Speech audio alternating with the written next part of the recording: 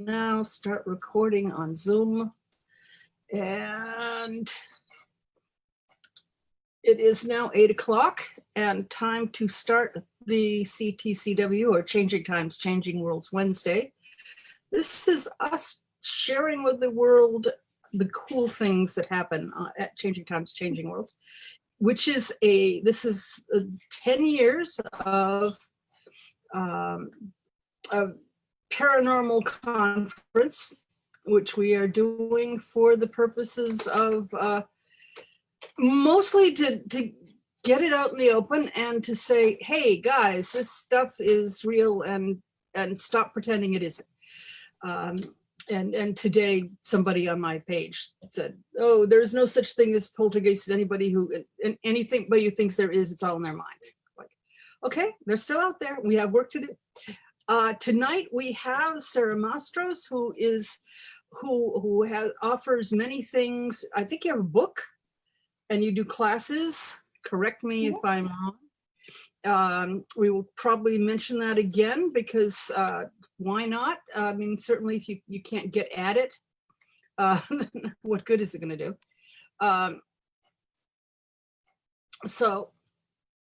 But tonight we are talking about ancestor work.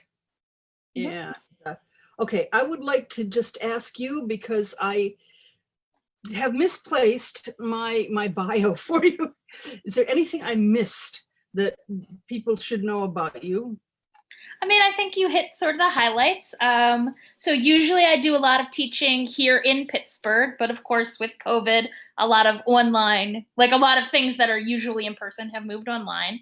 I gotta say, I know that I really missed conference season, but I'm really enjoying the opportunity to like see a lot of conferences that are otherwise too far away for me to go to.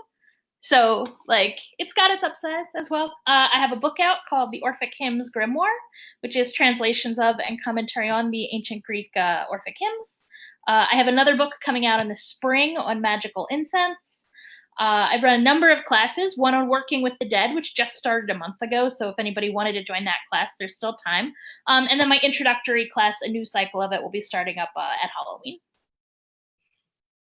That's kind of cool. Thank you.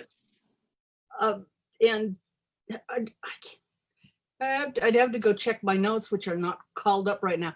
Are you teaching something at Changing Times, Changing Worlds yet? So I actually don't know. The schedule's not out yet. I submitted a bunch of things to teach, so I assume that I am.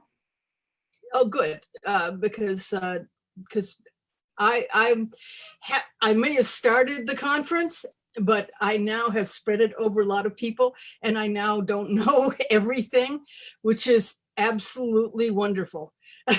Not having to do everything yourself is great. But I then can when imagine. people ask me, I say, I don't know, and then that's really embarrassing. But so let us get on to the thing. I'm going to quickly keep yourself muted until you have a question, and if you have a question, then you might, down at the bottom of the screen there are things where you can stick up a little hand and say, hey, try and get my attention. Or you could try and get my attention on the chat, and we will open your mic, and so you can ask questions. But I think we should let Sara go first. And I suppose where you want to start is what are ancestors, and why would you want to work with them? Right. So ancestors is a really broad term. And I think a lot of times when people hear that word, they think about their very recent ancestors of blood. Their parents, their grandparents, maybe one more generation back. And those people certainly are ancestors, but the ancestors, when we talk about it as sort of a group of spirits we work with magically, is a much bigger group that includes ancestors of blood, ancestors of love, so that's it's anyone you consider family, right? Whether they're sort of like officially your family or not, in a very broad sense. And particularly people who you feel have sort of like shaped and formed you, right?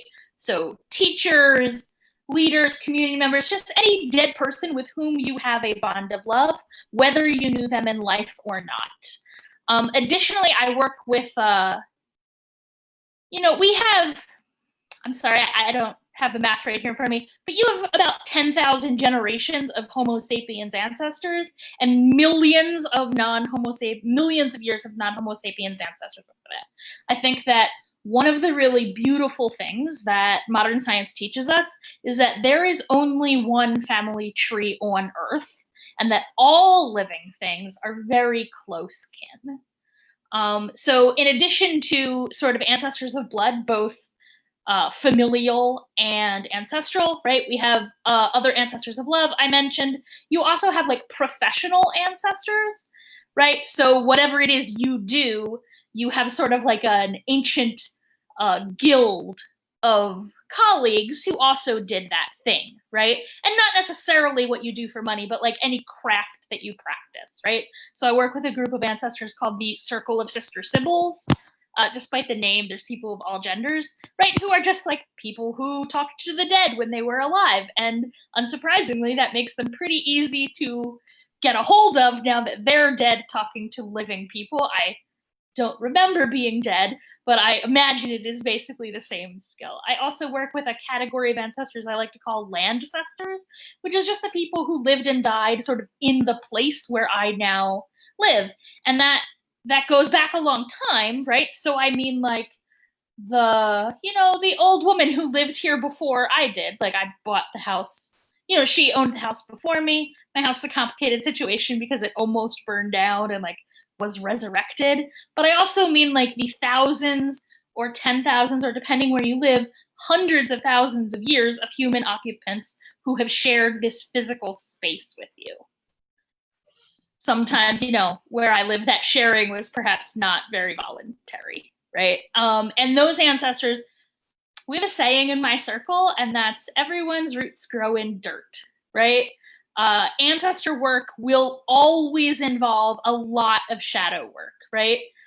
History is complicated and difficult and brutal, and there is no way to work with ancestor magic that doesn't touch on those subjects, right? But our ancestors are also spirits who I really encourage people to work with, right?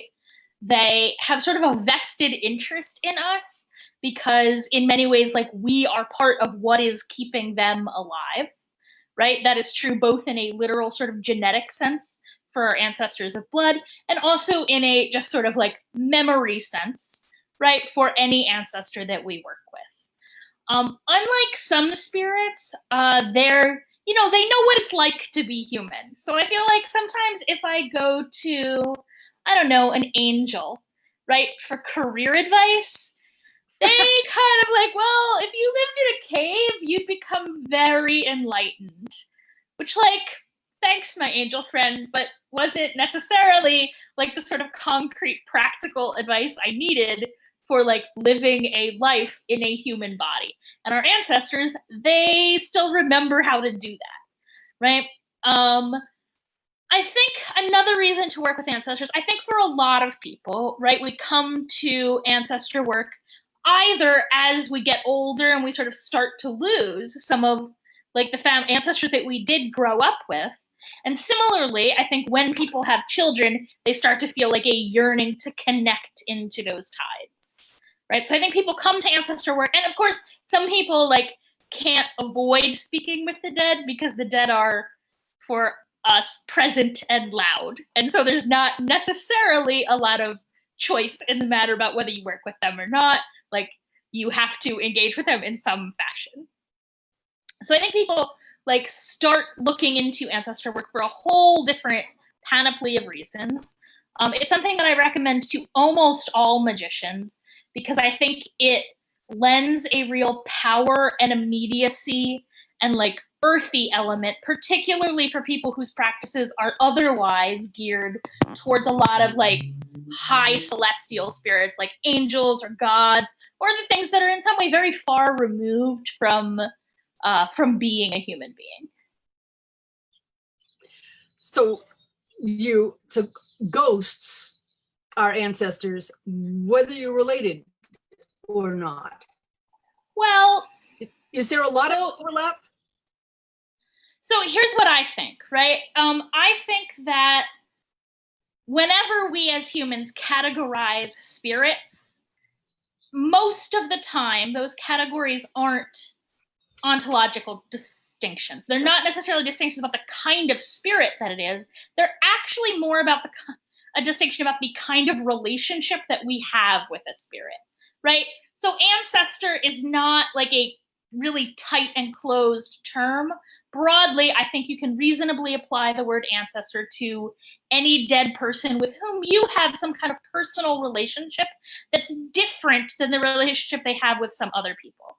So other kinds of dead spirits we work with are like the mighty dead, which is people like saints and folk heroes, right? So someone I work with a lot is King Solomon the Magician King, or Saint Hildegard of Bingen, are some figures among the mighty dead with whom I work, right? And those are people who like continue to be known on Earth because of the things they did, right? My relationship with Solomon is really a relationship with like his story in a different way than my relationship with my grandmother, which is built on our shared story. Now, there's sometimes some complicated overlap, right? So Solomon, like, as a Jew, as a daughter of the House of Israel, I genuinely believe Solomon is in fact a blood ancestor of mine, right? And many people have much more recent blood ancestors who are also elevated dead, right? So I have a local friend here who, like, her grandmother's brother is like an official canonized saint of the Russian Orthodox Church, right? If you happen to have those sorts of connections, I would do your best to lean into them, right? Now, there's always reasons why you might not want to work with a particular spirit. You just really don't get along with them. And that's fine, right? But, if you have a connection to a powerful person, it's sometimes worth it to maybe put up with a little bit of their mishigas, because they do have, they're useful people to know, right? And that's the thing about working with the dead, is that they're people. Right? Now, you asked about ghosts, right? Mm-hmm. The sort of, all right, we're going to get a little bit into like my personal philosophy about what happens when you die. But I want to say this, like, I do not think anyone genuinely can tell you what happens when we die. I think that anyone who tells you that they know 100% for sure what's going to happen to you when you die, I would not trust that person. Like, they have an agenda, right? But what I think is that we as human beings, like, we're made up of a very complicated interplay of lots of different things. Just like our body, right, is like so sophisticated that like we barely understand how they work. Even like the most specialized of humans who spend their whole lifetime studying the human body, like, there's still lots of stuff we don't know about how this works. And I think sort of like our non-physical elements are just as complicated, right? Just like after you die, like, the individual pieces of your body are going to come apart, right? They're going to dissolve and they're going to go on to do different things. Some of them, like your skeleton, they're going to hold the shape that they had when you were alive for a long time. But other things, like your breath, are going to dissipate in a moment, and there'll be someone else's breath a minute later. Right? And I think similarly, our spiritual parts are like that. There's a lot of different parts, right? And when they are no longer held together by the vessel of the body, they sort of all go on to do their own things. So there's like what you could call like a karma body, right? Which is the sort of part of you that goes on to live another incarnation. It's the parts of you that remain like coherent lifetime to lifetime, right? There's a part of you that goes down to live with the ancestors, right? I usually call that part the name body, and it's primarily composed out of your story, right? The way that other living beings like continue to interact with you, right? There's some other parts of you, right?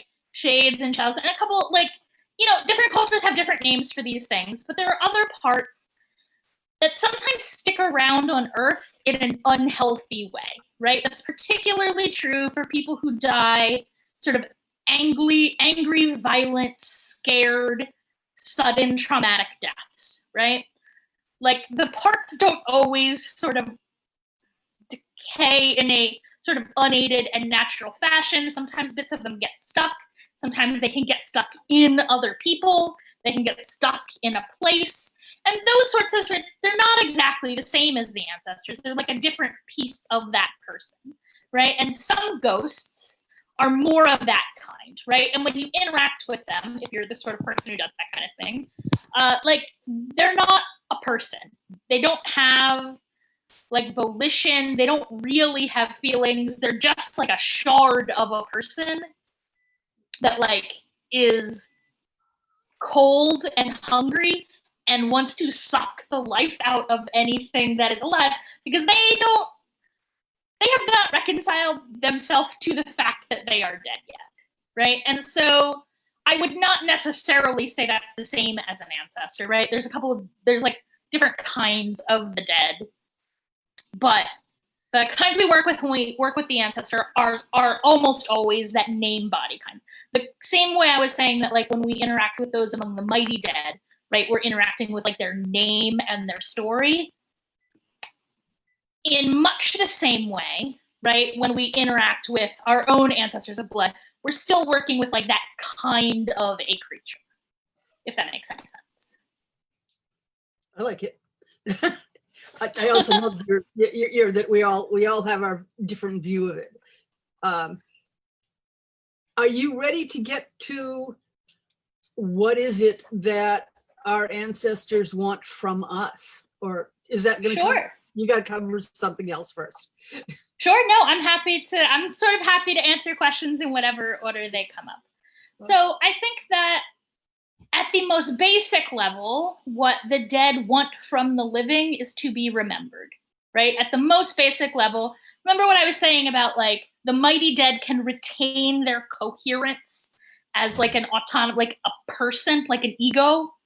They can maintain that coherence for a long, long time. And they do that sort of by being on the lips, right, of living humans, like speaking them forth into being, knowing and telling their story and interacting with them. And I think that most dead really crave that. And in truth, the dead who don't crave that are unlikely to talk to you as a living human being. Like I really think almost all of them, that's what they want. Now, lots of them want other things as well, right? So I will say this, I'm maybe going to come back and talk more about this later if people want. Broadly, I think it is unwise to work with the recently dead. People who have been dead for less than a year. I really do think, look, let me preface this. I was told this over and over and over by every teacher I ever had. And yet when my parents died and I was deep in my grief, I ignored that advice. I wish I hadn't done that. When you work with the very recently dead, it makes the process of detachment much harder, not just for them, but for the living as well. It really complicates your grief. It's just not a wise thing to do. But on the other hand, I totally understand that like you do a lot of crazy shit when, sorry for my language, you do a lot of crazy stuff when you're grief stricken. So, but I really strongly recommend not working with the recently dead, especially if you don't have, especially recently dead with whom you have an emotional entanglement, right? That being said, so now let me be clear, I'm going to switch to a context where recently I'm starting to mean more like 5, 10, 15 years, right? People who are dead, but people who like, their lives are still very entangled in the living, right? So people that like their children are still alive, maybe their other loved ones are still alive. They're still sort of involved in the land of the living. So from here on out, that's sort of what I'm going to say by recently. And those people often have some like unfinished business, right? A lot of times what they want is for you to pass on a message, right? Or to like resolve something that they felt they left unresolved, like look after their kids, try and make restitution for this wrong they did, right? I want to be clear, like you're never obligated to do any of that. Just like if some living person were to ask you to do those things, you are not obligated to do them, right? For the most part, though, what our ancestors want for us is sort of, the same thing that most of us wanted for us when we were alive, which is that we'd be happy and healthy and thriving in the world. I will say that my ancestors are a little not totally thrilled by my decision to not have children. To be fair, they were not thrilled with that decision when I was alive either. So I think, what they want is to be remembered, right? And they want to be remembered through you, right? Over time, most of the kind of spirit that I'm talking about, right, of ancestor shades, name bodies, most people start to sort of lose their coherence over a generation or two of being dead, right? They sort of fuzz out. I certainly have no idea if that means that they are actually like losing coherence, or if they are just moving further, like it's getting harder to talk to them, right? So most people, 4 or 5 generations after they die, not that many people still remember them. Like they're just not, it's hard to get them. The connection between them and us becomes unclear. I generally think of that as them sort of like dissolving into sort of like a liquid mass of ancestors, which are not necessarily fully defined, right? And sometimes they'll sort of take on, right, a more anthropomorphic form that isn't necessarily any specific ancestor, but it's just kind of like the spirit of your family or the spirit of your tribe. Now, I know that you, especially with the Orphic hymns, tend to work in the Hellenistic pantheon in that time frame. Well, see, I think a lot of people think that because I recently published a book of Greek hymns, I do work a lot with the Greek spirits, but they're not necessarily like my primary focus, except that when I'm working with ancestors, like my father's family is in fact Greek. So some of my ancestors are Greek as well. I was just thinking that the Anglo-Saxons, I am so freaking white bread. All my ancestors go back to the island for at least 2,000 years. The Anglo-Saxons had a specific type of ancestor called the Idici, which is basically all the female ancestors. The male ancestors seem to be happy to go to Valhalla, but the women all seem to want to hang around and keep interfering in their families' lives. And this became, as you were saying, this mass of the Idici, or in the Norse word, the Disir, became massive female ancestors who continued to interact with the women of the family.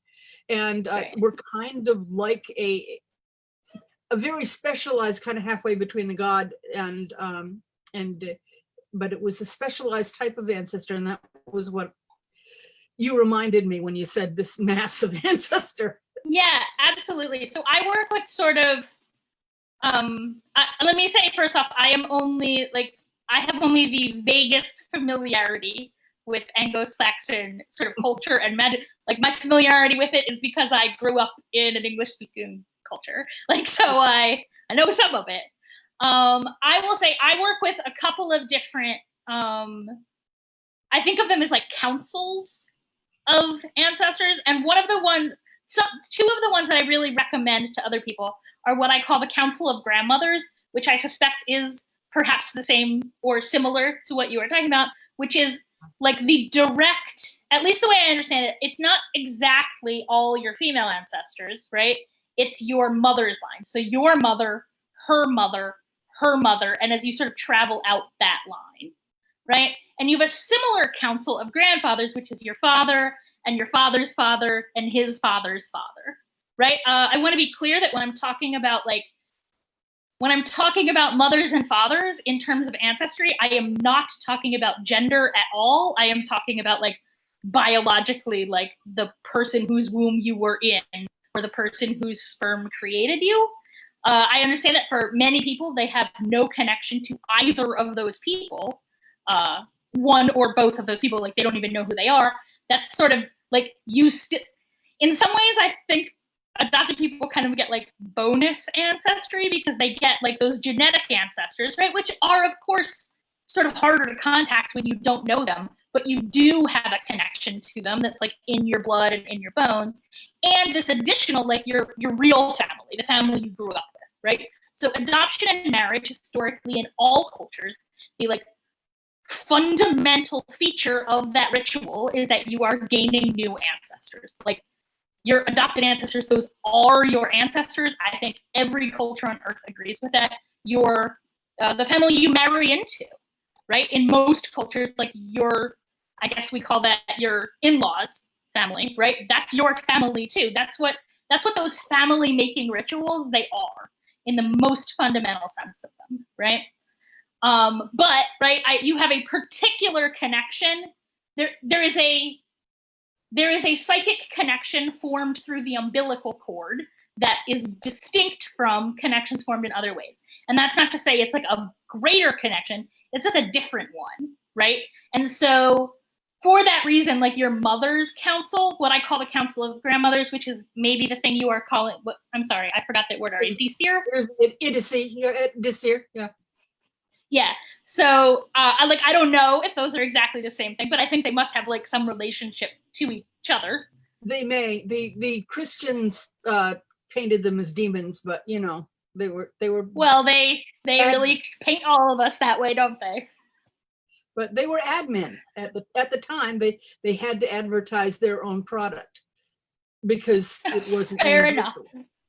So fair enough. Yeah. So for a lot of people, I do think that like the Council of Grandmothers is a really powerful ally. And when I teach ancestor work, that's one of the like coalitions of ancestors that I really encourage people to work with, right? And even if you ask them to, they will appoint an ambassador so that instead of talking with like some kind of amorphous blob, you can talk with like a particular person.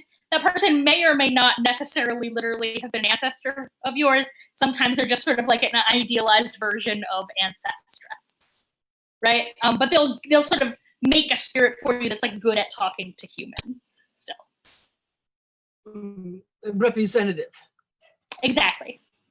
I keep thinking about it. I read the histories and I think about when Odysseus called up Telemachus, or when Odin called up the vulva, or when was it Samuel called up the witch of Endor.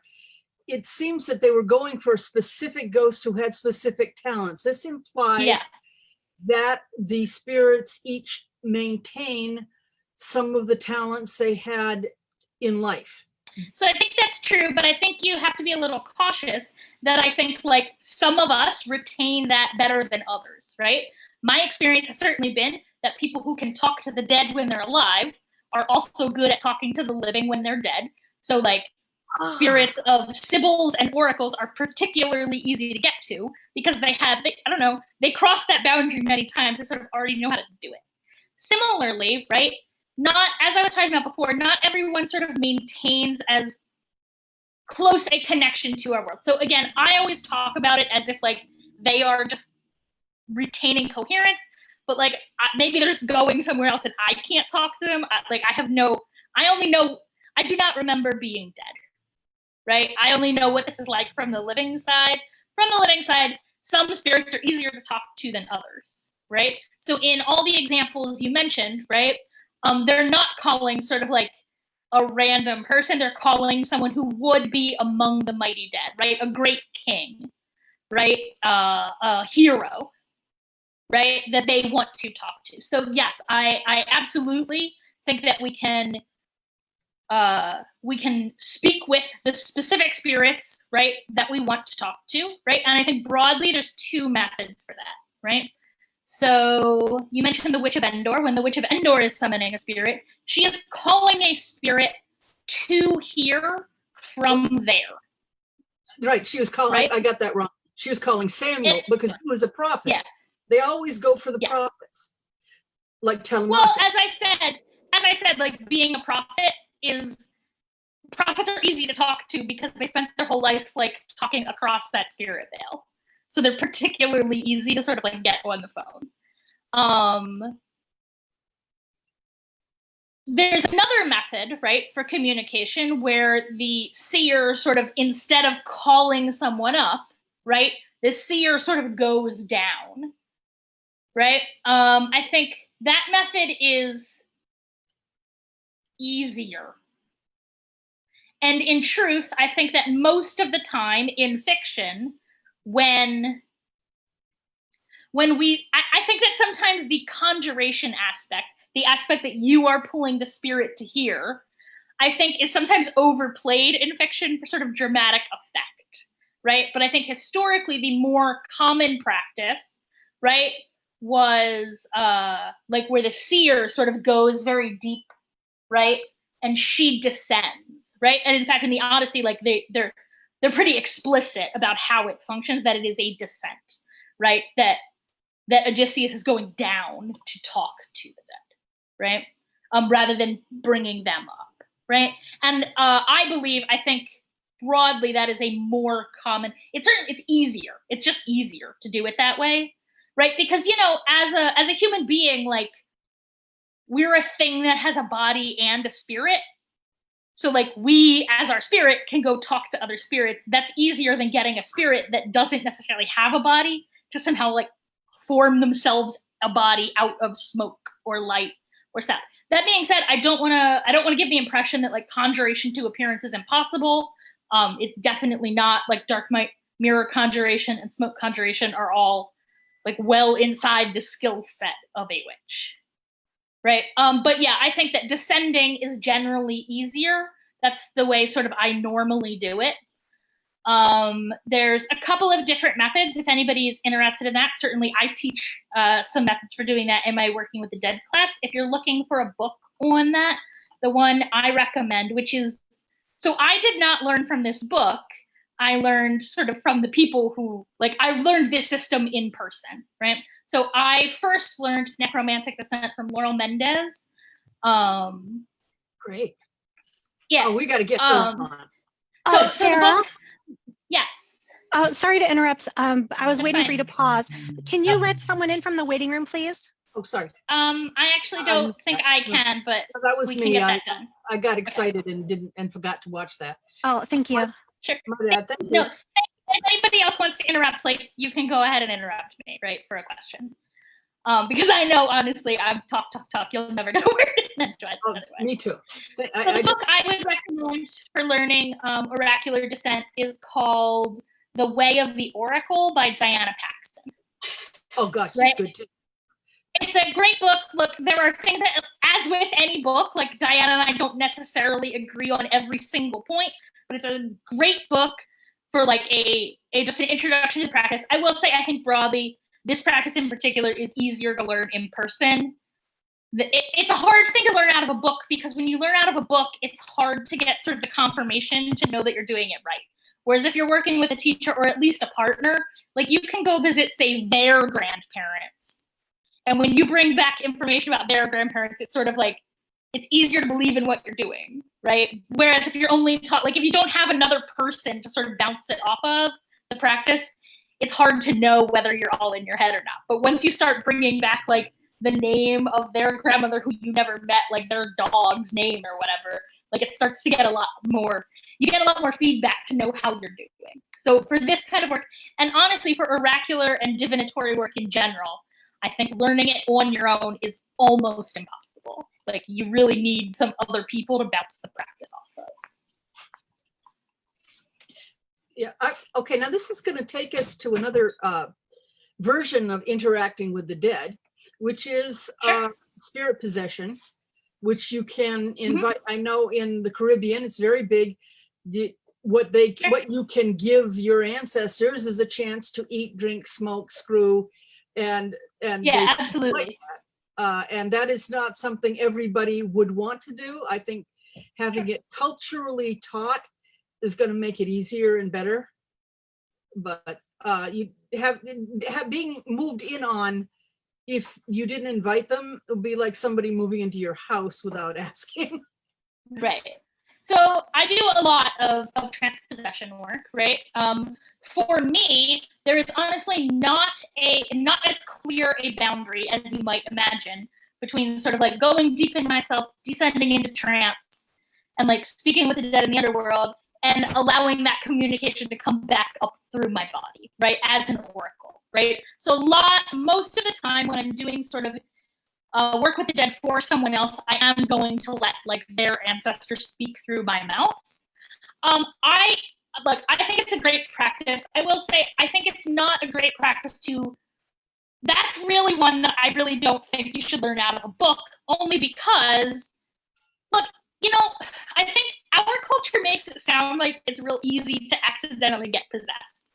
But actually, it's pretty hard to get possessed even when you're trying. So, like, even if you do sort of get accidentally possessed, that spirit can't really hold its form in your body very long. So it's not Hollywood dangerous, but it's not great for you to like just be checking out all the time, because when you're possessed, especially when you're first learning, you're not like fully conscious of what's going on, right? It's almost like you're sort of sleepwalking and this other being is doing the talking for you. You might not necessarily remember the exact details of what you did.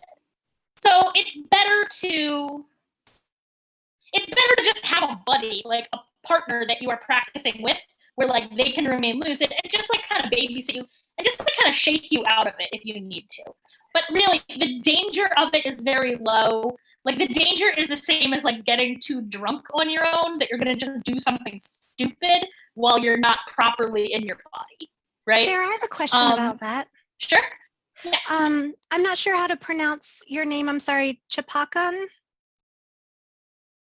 Oh, your mic's off. Your mic is turned off. Okay, so I don't want to interrupt either. No, so I can't. Okay. I don't have access to her mic. I can't. So my question is, she had mentioned screwing. So if you have possession, if your ancestors are doing that through you, it just feels so, maybe this is a cultural taboo that's been ingrained in me. It feels very incestuous to do that. So can you talk to that and how that happens? Yeah, look, I certainly wouldn't do that with my recent ancestors. Like, I'm not going to take my grandpa to bed, right? For the exact reason that you said. I think it's a little weird and gross. Honestly, also, I would not engage in such a like hot activity. By hot activity in this context, I mean one that like physically gets your body revved up. I wouldn't do that with non-exalted dead humans. And here's why. Remember what I said before about like the unwholesome shatters kind of spirits, the shard spirits, like being like really craving like the heat and warmth and livingness of being alive? All the dead, that really intense life energy that you experience when you're doing something like having sex, but lots of other activities can make us feel that way as well. When you're really hot in your life, I would not personally necessarily share that with non-exalted dead, because there is a chance for it getting a little unhealthy and addictive. Like, they're going to suck that energy out of you, and if you don't know what you're doing, it can be difficult to sever that connection. Like, they're not intending to vampire you, but you're hot and they're cold, and there is a natural transfer of energy from the hot to the cold. So, like, I agree with you in both ways. One, like, I'm not gonna do sex channeling for my immediate ancestors of blood. Like, I agree that's weird. And like, I'm sorry, I don't mean to judge other people's cultural practice. Like, maybe for them it's not weird, but I agree. For me, as you said as well, like that, I don't want to do that.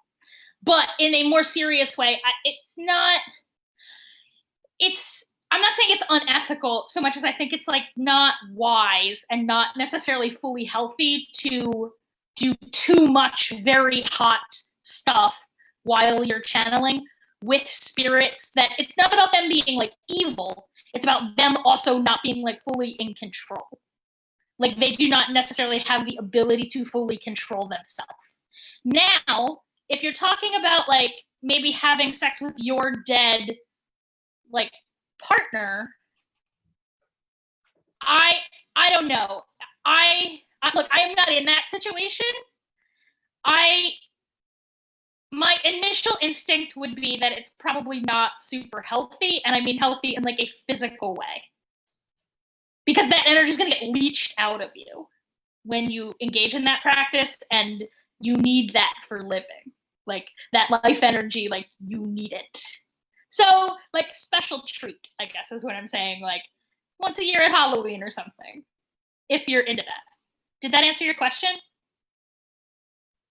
Yes, it did. Thank you so much. And I'm nodding and agreeing with you. And I just feel weird about it being on Facebook Live. So that's why my camera's off. But I truly appreciate all your insights. I can't see nodding. And all the hot aspects that you mentioned make total sense. So thank you. You're very welcome. And similar, oh, go ahead. Oh, I was just going to say that in my experience, I have seen some people, usually people often quite young, but sometimes just miserable, who seem to attract the loose, what you call shard spirits. Yeah. And if you really don't want to be alive, if you don't want to use your body, you're a lot more likely to get moved in on. And we can come in there. Yeah. Some spirit workers can come in and evict your unwanted guest. But if you keep leaving the damn door open, we can't keep the next one from coming in. I agree, but I would maybe phrase it a little differently. I think it's more that, like, look, we live in a culture with an extremely unhealthy relationship to the dead and to dying and to our own mortality.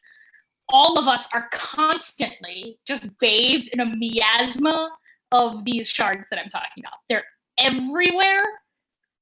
So I guess I think of it more as like people who have damage, like people who have open wounds in their psychic body. It's not exactly that they're like attracting these spirits, or exactly like, I am hesitant to use a phrase like opening the door that I feel like makes it sound really like a volitional act. It's that like when you're wounded, the fact that like we're also constantly awash in all kinds of germs, right? But when you have a like good, healthy, intact skin and a healthy, intact immune system, like that's not necessarily a problem. And so for people who are sort of, they have an existing trauma in their relationship with death, they're sad, they're suicidal, they have unhealed grief, they have unhealed trauma about the fact that they're going to die, which like honestly, like most of us do. Like our culture teaches us to, our culture is traumatizing in those areas. Like we don't have any healthy grief healing mechanisms in our culture. It's just messed up, right? So a lot of people, especially young people, especially people who've had a lot of other trauma in their lives, like they're more vulnerable to that kind of infection. And that's not necessarily their fault. They have an open wound, right?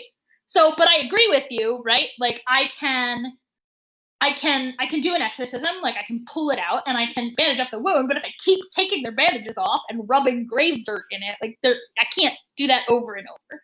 That being said, I will say, like, again, I think grief makes it like I did that over and over, right? When I was saying in my grief, I did this unhealthy sort of necromantic work, like I did it too. We all, like, it's a natural thing to do, but it's not great.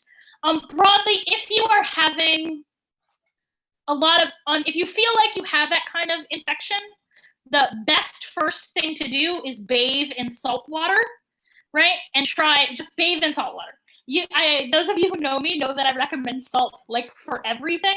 The best kind of cleansing you can do, really the ocean is ideal, but if you don't have access to that, I see somebody has a question, so let me just finish what I'm saying, I'll come back to that. Like the best way to do it is salt wash.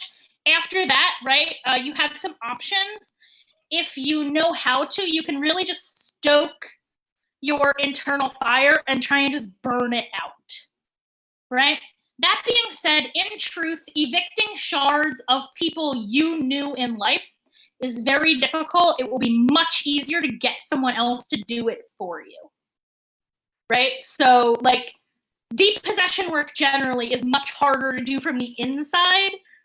Just like it's hard to set your own arm if you break it because, you know, you got a broken arm while you're trying to do that. Similarly, this kind of depossession work, I really do think it's much easier to have someone else do it. And I know I've said this over and over, but I really think, especially, like, I don't want to go too far off topic, but especially in today's world, when we're facing all the things we're facing, I really think it's super important that you have a community of like-minded people with whom you are in physical contact, like people that you can be in the same room with, right?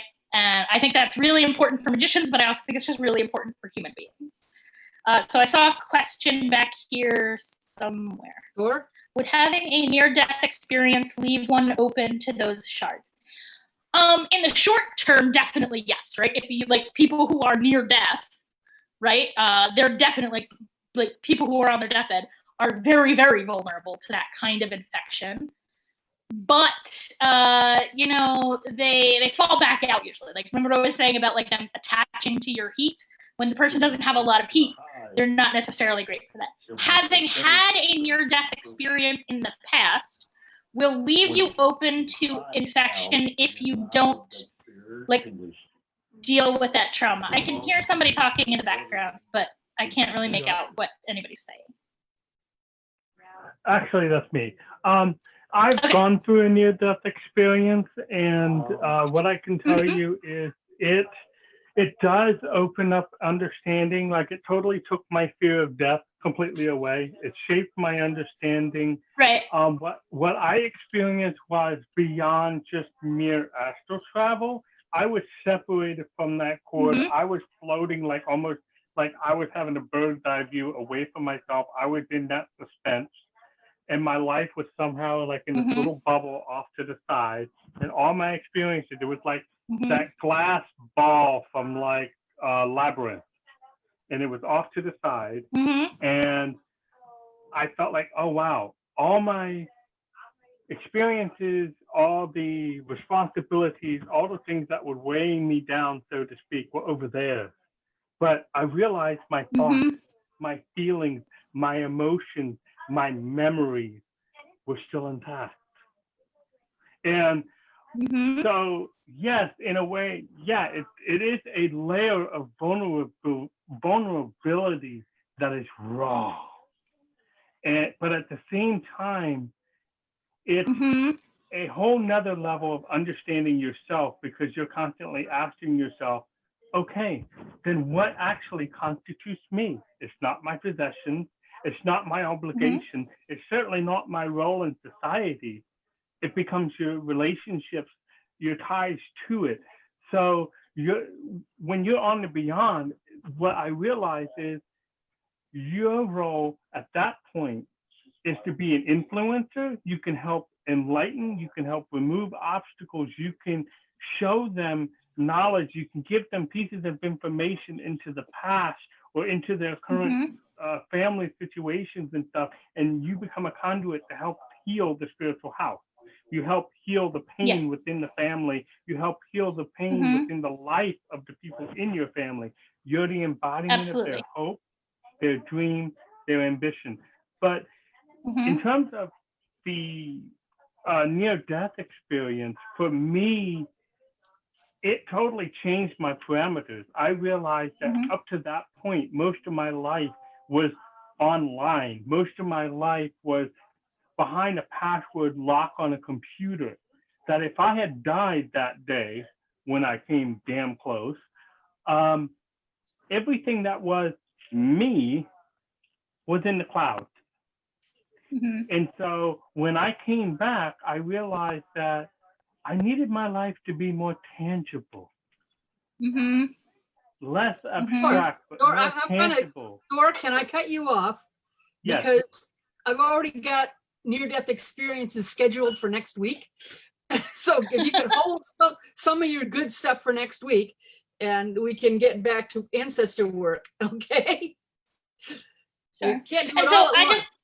Well, I'm gonna tie the two together a little bit, and to go back to what I was saying is that in the immediate experience of a near-death experience, you are vulnerable because you do have like a wound in your psychic body. If afterwards, like whatever happened to prompt that, you sort of heal that, it doesn't necessarily leave you permanently exposed. Like being vulnerable to infection and having your eyes open to see are not the same thing. Like that cloud is there whether you can see it or not, right? And like it's your skin being open that makes you exposed to it, not your eyes being open. So like a lot of times people come back from a near-death experience, and even after they healed sort of the immediate trauma, right, that caused the near-death experience, and that, you know, near-death experiences like really shake our relationship with the world, and that can be a traumatic event in and of itself, right? But so once that damage is healed, I think you're not necessarily more vulnerable. You are perhaps a little more aware. When you're working with your ancestors, do you ever do any of that generational healing a lot of people do? Yeah, absolutely. So without going into too many details about like my own particular family mishigas, I've got some of that needs healing. Personally, I think for most people, you know, healing in recent ancestors of blood is like with that there is a lot of psychological healing that has to sort of come along with that, right? And so sometimes I think it's a little easier to start off your healing with those deeper ancestors that like you don't have. I mean, you have a personal connection to them in that ancestral way, but not in a like you've got drama with that person sort of a way. And the nice thing is like as you start to heal, like, you know, if you heal your deep ancestors, that also heals your more recent ancestors, and you kind of bootstrap the process along. So if you start with sort of like the healing that you are less emotionally invested in, right? That both you can sort of hone your skill there, but also like healing that does elevate, like back up the line. So yeah, I do very much believe in ancestral healing, but I think that it is important when healing relationships with like people that you knew in life that you cannot, that just like psychological healing can't always heal spiritual wounds, like spiritual healing won't heal psychological wounds. You also need to do like some real psychological work to like deal with your own trauma from like whatever that kind of messed up family whatever is. That totally makes sense. Any more questions? We've got just a little bit of time left. So. Yeah. If or you, from anyone. Anybody out there? Because we have a good crowd here, but yeah, well, I know with ancestral stuff, you know, we get all the people who are ghost hunting and stuff like that, or people who are purposely looking for the quote unquote poltergeist and stuff like that. Right. And my problem with that kind of process is what they're not doing is trying to heal the damage within a place. They're just going there to interact, to record it, to know that it's there, or they're sitting there, quote unquote, purposely trying to taunt them. And they're not thinking about, well, it's a missed opportunity where they can also help do some good by helping them heal.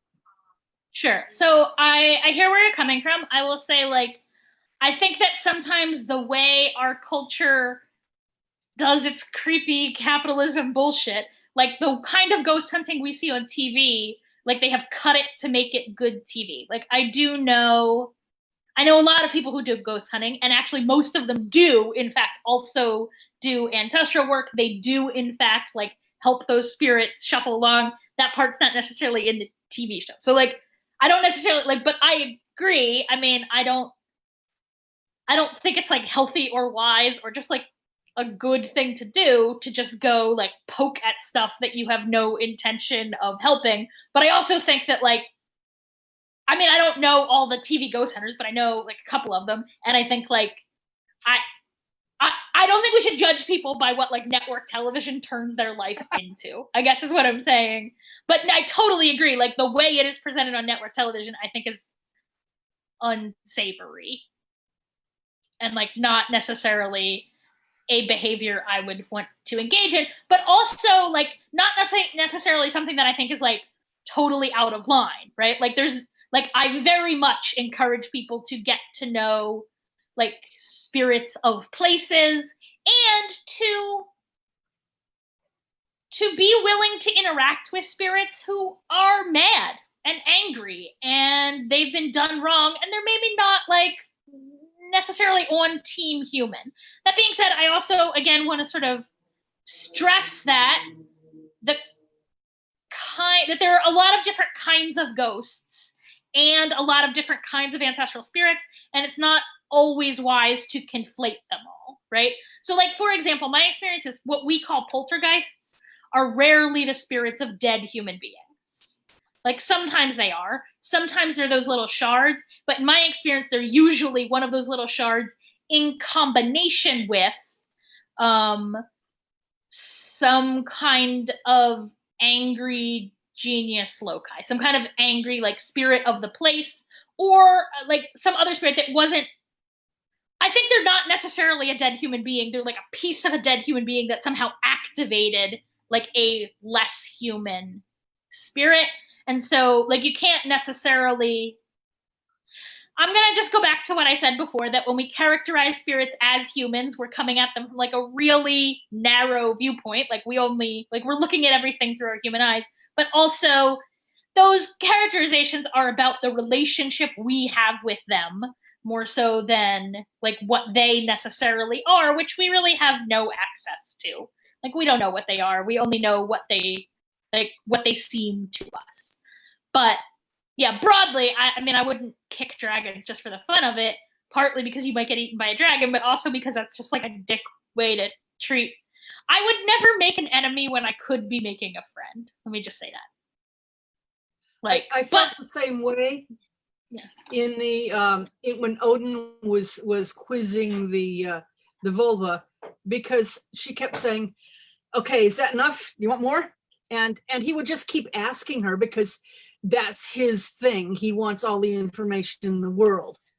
But she was like, "Look, I was happy in the afterlife. I was cool, and you're bothering me, kid. Just I want to go." And I just think courtesy is something that we need to stress.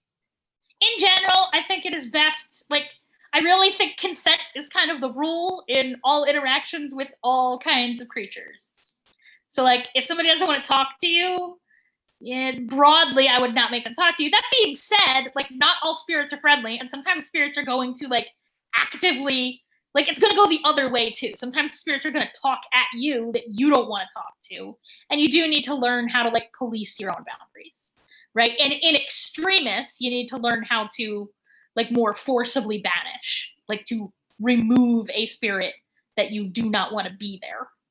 But just like with humans, I mean, a lot of people are irritating, but the kind of person you actively have to get into a fight with is not that many people. So, like, it's wise to be schooled in self-defense. Are there any other questions? Okay, this is where I plug Changing Times, Changing Worlds, and then we'll plug your book and your classes. Changing Times, Changing Worlds is the online conference. $25 will get you access to all of the recorded classes. It goes on from the 9th to the 15th in November, in the evenings, Monday through Friday, and then Saturday and Sunday all day, so that we aren't overlapping. We aren't running 4 classes at the same time, but so we're spreading it out over the week. And if you want to have access to all the recordings for a whole year, it's $50. So for $25 or $50, you get to catch up on all of, watch them and participate as you wish. And so that's my plug. Now I'm going to let you plug your stuff. Sure. So I just want to say thank you, everybody, for coming out. If you have any questions, you can always email me directly at Sara, S-A-R-A, at Mastros, M-A-S-T-R-O-S, Zealot. This is my business partner's last name, mastrosazealot.com. I put it in the chat so everybody can see it. You can check out really everything I do at mastrosazealot.com. But easier to remember, if you just want to look for classes, is www.witchlessons.com. So you can see all my lessons there. Right now, I have 3 courses going on. So as I mentioned at the beginning, my Introduction to Witchcraft, 13 Lessons in Practical Magic course is just about, in fact, they just started lesson 11 last week out of 13. A new cycle is going to start at Halloween. So it's a good time to sign up. Courses are $13 a month, or I'm not gonna lie, I don't remember, but you get a discount if you pay for a whole month in advance. And that's really just, you can see the whole curriculum. And for all of my classes, you can download the first lesson for free. So you can sort of get a good handle on what's right for you. So my intermediate class right now is this class on working with the dead. It just started last month. So if anybody wanted to join, like, it'd be easy to catch up. And again, you can get the whole first lesson, which sort of includes like a big summary of what we're going to talk about. And it sort of goes into more depth on a lot of the things I talked about today. Again, at witchlessons.com. And then finally, I have an advanced course on courting spirits, making spirit allies. Honestly, that course is just about to start lesson 5 out of 13. So if you don't have a lot of background in sort of working with spirits already, it might be better to wait to take that course when it starts again and take one of the other courses in the meantime. So you've got my email, you've got my website. You can always follow me on Facebook, where my name is, again, Sara Mastros. Yeah, it was a great pleasure to talk to you all. And I look forward to hearing from you. Oh, I have a newsletter you can sign up for on the website, which comes out every week and usually just has an excerpt of whatever I'm working on. Okay, I'm going to stop the recording now and thank everybody. But anybody who doesn't get out of this room could probably talk if they wanted to. So I'm happy to hang around for a little bit if people want to keep talking. If you can make me the host, then if you want to cut out, I can still be here. I can do that, I think. Let me see. I get the impression you just started recording, because I